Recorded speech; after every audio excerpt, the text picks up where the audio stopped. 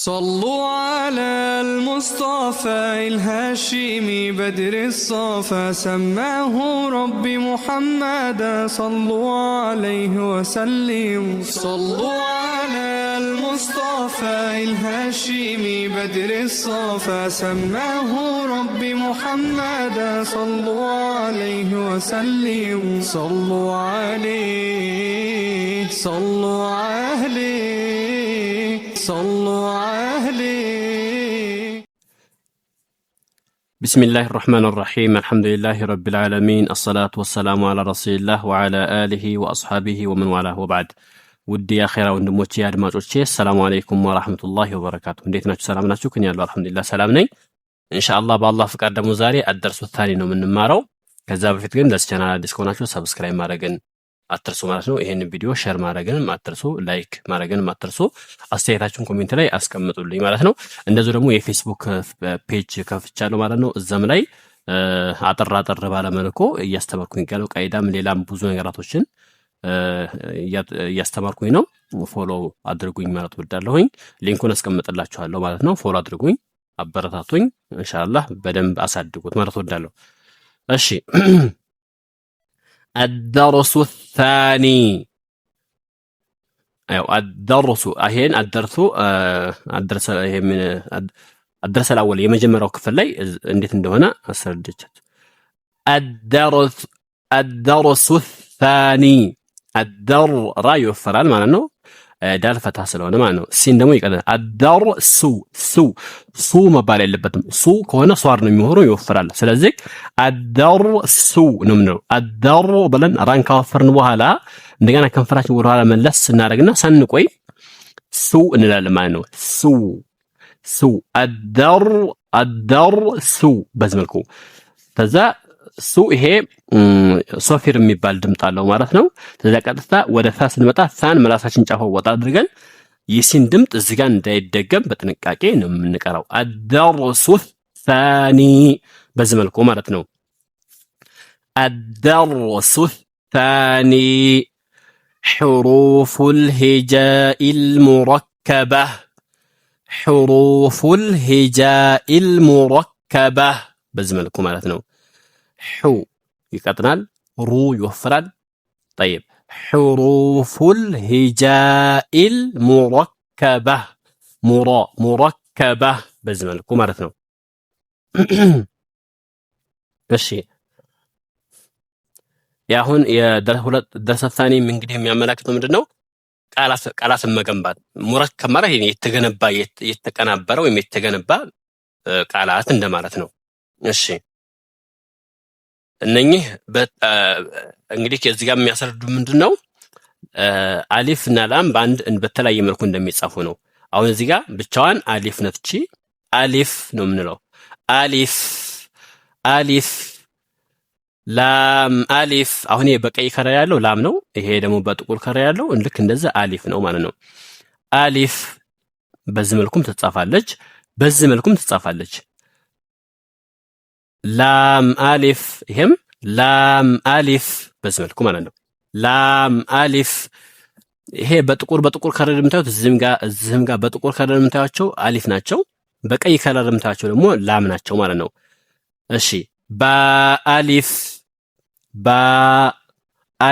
በዚህ መልኩ ነው የምንቀራው ባአሊፍ እሺ ላም አሊፍ ላም ይሄ ነው አሊፍ ደግሞ ይሄ ነው ማለት ነው በዚህ መልኩም ይጻፋል ላም አሊፍ ከዛ ለብቻ ደግሞ ላም ለብቻ እንደዚህ ናት ማለት ነው ላም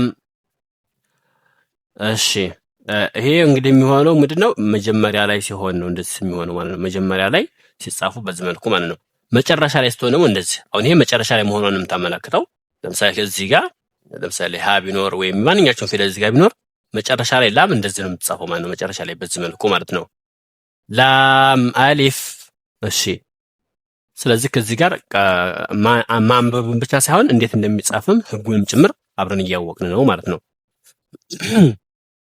እሺ ላም ሐ ላም እቻውን ላም ናት በዚህ መልኩም ትጻፋለች ማለት ነው ሐ ላይ ከላይ ለመጻፍ በዚህ መልኩ ትጻፋለች ማለት ነው ላም ሐ ላም አሊፍ ጠይብ ላም አሊፍ ያው ይሄና ይሄ ተመሳሳይ ናቸው። ያው ደግሞት ነው እንጂ ደግሞት ለተእኪድ ለማጠናከር በደንብ ለማስረዳት ደግሞት ነው እንጂ ይሄና ይሄ አንድ ናቸው ማለት ነው።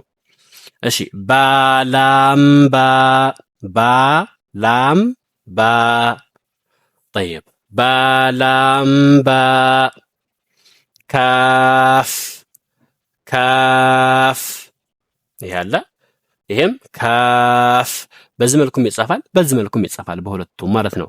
በሁለቱም መጀመሪያ ላይ ሲሆን በዚህ መልኩ ነው የሚጻፈው። መጀመሪያ ላይ ማለት ነው። የአንድ ቃል መጀመሪያ ለምሳሌ አሁን በአረብኛ ስንጽፍ ለምሳሌ ከዛሊከ ብለን ለመጻፍ ብንፈልግ በዚህ ነው የምንጀምረው ማለት ነው። መጨረሻ ላይ ከሆነ ግን በዚህ ነው የምንጽፈው። መጨረሻ ላይ በዚህ ነው የሚያልቀው። በዚህም ማለቅ ይችላል፣ ግን በዚህ ነው የሚያልቀው ማለት ነው። ልክ ይኸው እዚህ ጋር እንደምታዩት አሁን ይሄ መጀመሪያ ላይ ካፍ ባ ካፍ ባ ካፍ አሊፍ ባ ካፍ መሀል ላይ እንደዚህ ታካፍ ልክ እንደዚህ ማለት ነው መሀል ላይ። ስለዚህ አጻጻፉም ጭምር በደንብ ማየት አለባቸው ማለት ነው። በዚህ መልኩ ከሆነ የሚጻፈው መጀመሪያ ላይና መሀል ላይ ነው።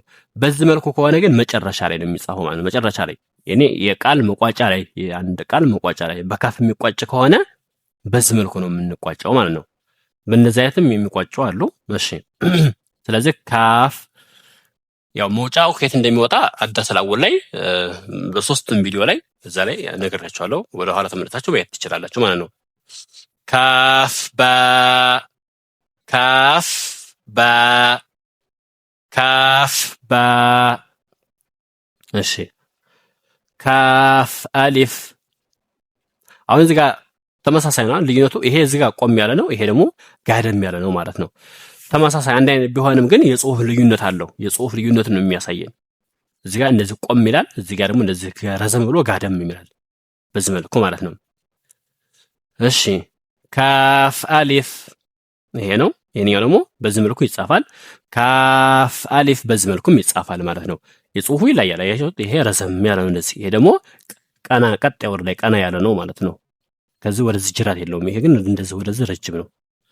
እሺ ባካፍታ ባካፍታ ታካፍታ ታካፍታ በዚህ መልኩ ማለት ነው። እሺ ባ ታ ታ ኑን ያ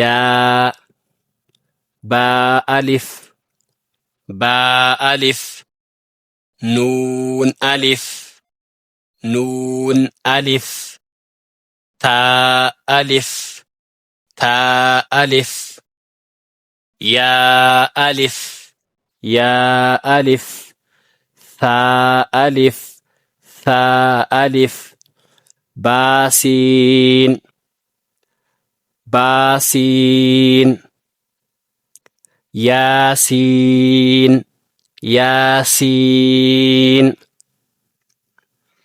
ኑን ሲን ኑን ሲን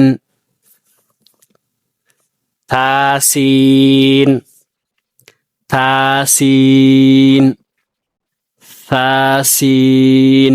እዚህ ጋር ጥንቃቄ አድርጉ። ይሄንኛው ሶፌር የለውም፣ ይሄንኛው ግን ሶፌር አለው። ይሄን ታ ተዛ ሲን ታ ላይ ምላሳችሁን ጫፍ አወጣ አድርጉት፣ ለሰለስ አድርጉት። ታ ተዛ ይሄን ደግሞ ሲን ታሲን ታጂም ታጂም ታሓ ታሓ ኑን ኸ ኑን ኸ ያው ኸ ይወፈራል።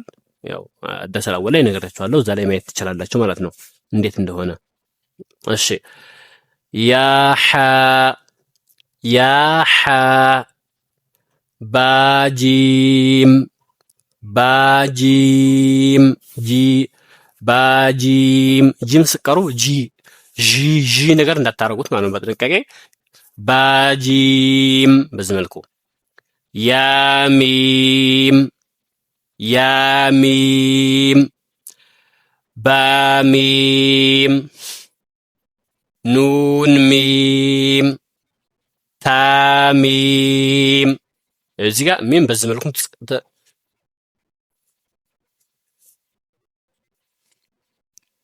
ኑን እዚህ ጋር እንደምትመለከቷት በዚህ መልኩ ትጻፋለች። እንደዚህ ወደፊት እንደ ቢላዋ ቀጥ ብላ ማለት ነው። እንደዚህ ወርታችም እንደ ጅራት ወርታችም ወረድ ብላ በዚህ መልኩም ትጻፋለች ማለት ነው። እሺ ሳሚም ሳሚም ባያ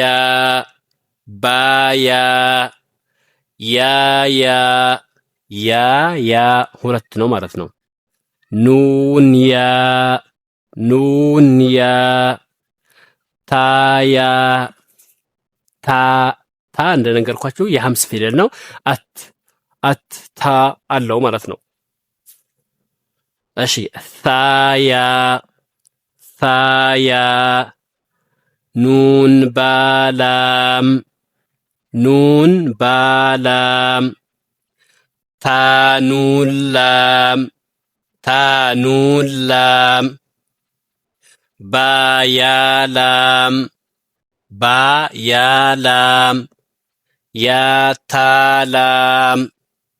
ያታላም እሺ ሳሳላም ኑን ባኑን ይሄን ይመስላል ማለት ነው። የአደርስ ታኒ ሁለተኛው ክፍል ማለት ነው።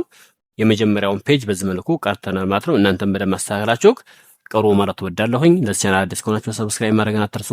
የፌስቡክ ፔጅንም ፎሎ ማድረግን አትርሱ ማለት ወዳለሁ። ጀዛኩሙላሁ ኸይረን ربنا آتنا في الدنيا حسنة وفي الآخرة حسنة وقنا عذاب النار وصلى الله وسلم على نبينا محمد وجزاكم الله خير والسلام عليكم ورحمة الله وبركاته.